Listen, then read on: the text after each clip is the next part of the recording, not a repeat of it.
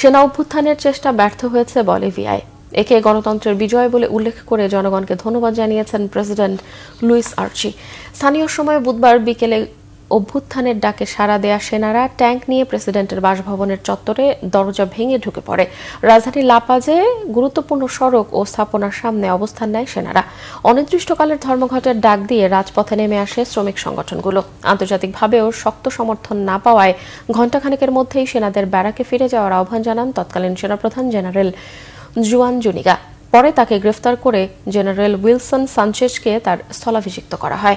পরে জাতির উদ্দেশ্যে ভাষণে জনগণকে ধন্যবাদ জানিয়ে পরিস্থিতি নিয়ন্ত্রণে আছে বলে আশ্বস্ত করেন প্রেসিডেন্ট আর্চি। 2020 সালে ক্ষমতায় আসা আর্চির রাজনৈতিক প্রতিপক্ষ দমনের পথে হাঁটতে থাকায় বাম ও ডানপন্থী দলগুলোর সাথে দূরত্ব তৈরি হয়। তার নেতৃত্বে রাজনৈতিক ও সামাজিক অস্থিরতা বাড়ার পাশাপাশি কমেছে বৈদেশিক মুদ্রার রিজার্ভ, বেড়েছে জ্বালানির দামও। যুক্তরাষ্ট্রের শত্রু রাশিয়া, চীন, সিরিয়া ও ভেনেজুয়েলার সাথে শক্ত কূটনৈতিক সম্পর্ক আছে বলিভিয়ার।